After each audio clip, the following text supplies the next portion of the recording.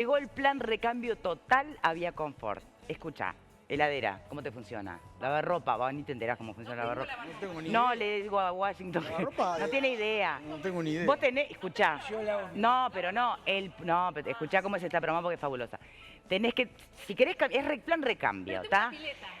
A ver, Yo quiero escuchame. ¿Me escuchan, por favor, que tengo que hacer esto con dignidad?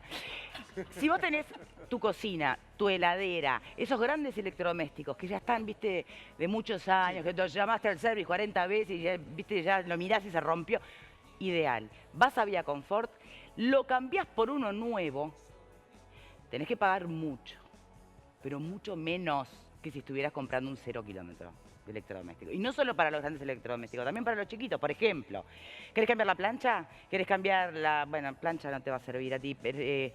¿Ganchás? No sé. Bueno, caramba. La licuadora, por ejemplo, el microondas. Bueno, lo mismo, van a Vía Confort, lo cambian y en los pequeños electrodomésticos tienen un 20% de descuento en uno nuevo. Eso ahora o nunca, ¿eh? Cualquiera de las 4 casas, de las 4 sucursales que tiene Vía Confort. Además, atenti, con plan recambio entregando tu viejo televisor puedes llevarte un LED JVC Full HD de 32 pulgadas solo por $299 para vernos todas las tardes. Ya está, no te digo más nada. Plan recambio de Vía Confort, ganamos todos. Llamen ya al Fonovía 2507-3883 y así se pueden enterar más.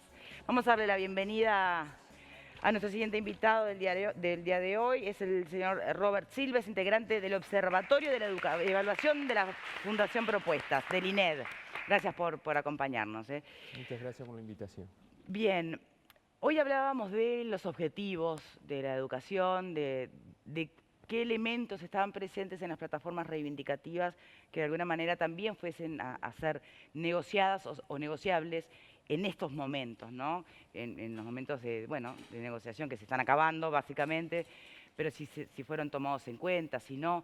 Para eso yo le iba a pedir, porque tengo entendido que el INED tiene como entre sus tareas la evaluación concreta de la gestión y trazar a su vez metas para los años siguientes. ¿Cuáles son las metas en concreto que hoy el INED se puede plantear?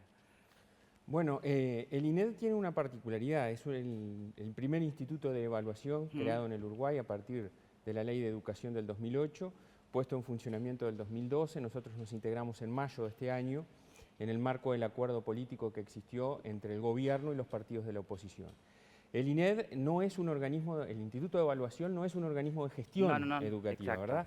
Y tiene cometidos establecidos en la ley. Pero evalúa la gestión. Evalúa y tiene un rol fundamental en lo que hace al futuro y a lo que nosotros hemos dicho muchas veces, la construcción de una política educativa que trascienda más allá de los gobiernos, porque la evaluación debe ser eso, debe ser una herramienta de aprendizaje, de ayuda a la transformación y sobre todo a lo que nosotros muchas veces no estamos acostumbrados en el Uruguay, que es a la rendición de cuentas. El INED tiene como objetivo evaluar la calidad de la educación del Uruguay y el INED se ha propuesto y está trabajando fuertemente por crear un sistema nacional de evaluación que el país no tiene. Bien. Y además tiene como objetivo dar a conocer los objetivos y metas. Yo escuchaba que ustedes hablaban hace un rato de los objetivos y de las metas. Bastante difícil identificarlas en la educación del Uruguay. Y creo que es una tarea importante ayudar el INED a quienes tienen responsabilidades en el gobierno de la educación, que no es el INED, a que establezca cuáles son los objetivos y metas, hacia dónde se quiere ir, esa es la pregunta en concreto. Y cómo se puede hacer, y cuáles son las herramientas o los mecanismos que hay que llevar adelante para cumplir esos objetivos. ¿Y el INED qué hace? No lo fija. El INED dice, bueno, estos son los objetivos y metas y este es su grado de cumplimiento. Y en función de eso hace lo que mucha falta nos hace, que es rendir cuenta, que la sociedad toda conozca cuál es el estado de situación en base a esos objetivos y esas metas. Y luego hace divulgar, evaluación, asesorar y un informe sobre el estado de la educación cada 2 años, perfecto, que es lo que la ley establece. Bien, el informe anterior. El informe anterior fue presentado en diciembre del 2014, donde se hizo principalmente una recopilación de mucha información existente y se puso algunos acentos, en donde se dan a conocer cuestiones importantes. Por ejemplo, ustedes planteaban por dónde debe cambiarse la educación. Claramente la educación en el Uruguay tiene un problema de pertinencia. ¿Qué es la pertinencia? Para que nos entendamos. Los chiquilines, los alumnos, cuando van al liceo, aprenden lo que tienen que aprender para insertarse en la sociedad de los nuevos tiempos del siglo XXI o no. O cuando uno va a la encuesta continua de hogares, el 50% de los jóvenes que abandonan la educación media, ¿por qué lo hacen? Porque no la sienten atractiva, porque no encontraron lo que fueron a buscar. Ese es un problema que tiene la educación en el Uruguay. Y esa es una cuestión en la cual hay que trabajar. Nos llenamos la boca diciendo que hay que cambiar los programas, que hay que adecuar los planes. ¿Y no es eso? Bueno, es lo que hay que hacer. Porque si ustedes ven algunos estudios que existen sobre los cambios de planes que se hicieron anteriormente, demuestran que esos cambios de planes no constituyeron en sí un cambio que significara el otorgamiento de competencias, no solo cognitivas, porque hoy por hoy hay que enseñar cuestiones cognitivas, sumar, restar, leer, pero también hay que enseñar cuestiones vinculadas al aprender a vivir juntos, cuestiones de convivencia social, formar en ciudadanía. Todo eso es lo que la educación en su conjunto tiene que dar. Y nosotros creemos que la educación no lo está dando y ese es un problema crucial. Y eso debe ser un objetivo. Lo mismo pasa con los maestros, lo mismo pasa con los profesores. En el 2008 se le dio un jaque mate a la formación docente de este país. Se creó un plan de estudios que está dicho, no lo digo yo, lo dicen las evaluaciones hechas por estudiantes de magisterio, de profesorado, por profesores de la formación docente. Se creó un régimen asignaturista lleno de contenidos, absolutamente fragmentado. Se terminaron con horas de investigación, no, se sacó la carga horaria de segunda lengua, se bajó la carga horaria de la tecnología. Es decir, esos son problemas que hay que esa es otra cosa que para mí es fundamental, que muchas veces lo decimos. Hay que sacarse la camiseta. Yo soy colorado y con mucho orgullo. Hay frentistas, hay blancos, hay gente que no tiene partido. Hay que sentarse en torno a una mesa y ¿sabes qué? Hacer lo que hay que hacer, porque es lo que la gente está precisando. Nosotros estamos llenos de diagnósticos, estamos repletos de situaciones que nos dicen que las cosas están mal. Ha llegado el momento de tomar decisiones y creemos nosotros que el 2016 debe ser el año. Hoy es un día clave. Hoy el país recibe el mensaje presupuestal del gobierno electo, legítimamente electo y con mayoría parlamentaria. Entonces, esperemos conocer a partir de mañana cuál es la educación que el gobierno proyecta, cuáles son las transformaciones, porque ahora hemos discutido de cosas fundamentales. Yo generalmente no hablo de salario, hablo de las condiciones laborales de los docentes, que es mucho más que el salario. Hasta ahora hemos discutido eso. Lo que tenemos que discutir, y está muy bien hacerlo, y hay que seguirlo haciendo, tratando de afectar menos a las familias y a los estudiantes. Hay que discutir qué educación queremos, por dónde tenemos que caminar, cuáles son las transformaciones y los cambios. Bien. Sí, Vila. Bueno, primero algunas cosas sobre cuestiones que se dijeron antes. En el bloque anterior, sí, acá se hizo referencia a una crisis de gobierno que no existe. Tenemos un presidente con la más alta aprobación en la historia reciente del Uruguay. Tenemos un gobierno absolutamente firme que simplemente revirtió una medida que había tomado que entendió que no era acertada para este momento. Y eso, la capacidad autocrítica de revisión, la tiene que tener cualquier gobierno.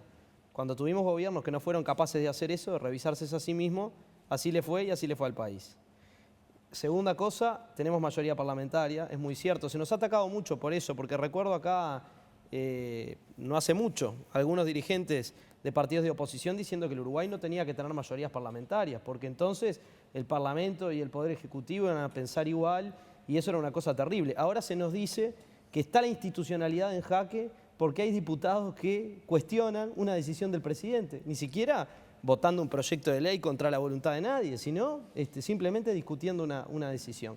También digo, cuando hubo partidos que disciplinaron a sus fuerzas de un modo tal que no podían hablar ni decir cosas distintas que pensaban, así le fue, porque no corregían sus errores. Digo, se nos dice que tenemos mano de yeso y parece que ahora quieren que tengamos cabeza de yeso. No solamente mano de yeso, sino que no pensemos y no digamos lo que pensamos. No, esa no es la salida para encontrar ningún tipo de solución ni de síntesis en una fuerza política. Esto lo quiero decir porque me parece que hay una contradicción permanente en esos planteos de fuerzas que a su vez proclaman una cosa, pero después quieren sacar rédito de algo que uno no entiende cómo hace consistencia con lo otro. Bueno, ¿no? es históricamente un poco el rol de la oposición, ¿no? Hay fuerzas que incluso... No tenemos nada que ver los blancos y los colorados. No, pero claramente, mira, el Partido Nacional... El Partido Nacional salió... Lo único que falta es que nos factures una crisis. A ver, yo no... Llámalo como quieras. Para nada, para nada. Llámala como quieras. Yo no facturo nada. Llámalo como quieras la situación que está viviendo el gobierno. Abdala, yo no facturo nada. No, pero lo único que falta es que también tengamos la culpa. Yo no facturo nada. A ver, yo no facturo nada y no digo que tengan la culpa de nada. Lo que digo es que esa ofensiva contra la fuerza de gobierno, porque tiene una discusión explícita sobre determinado tema, diciendo además que hay una crisis política institucional, es una irresponsabilidad brutal. El país no tiene ninguna crisis política ni institucional. En estos últimos días, en realidad, la ofensiva no fue desde la oposición, ni fue entre sindicato y ejecutivo. No. La ofensiva de decir que el gobierno no puede gobernar el país porque hay diputados o actores de la fuerza política que no piensan lo mismo que el presidente, eso es una barbaridad. En cualquier democracia,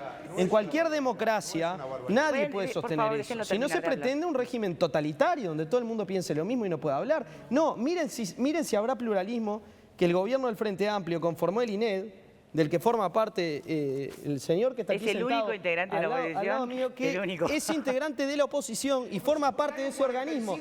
Un organismo.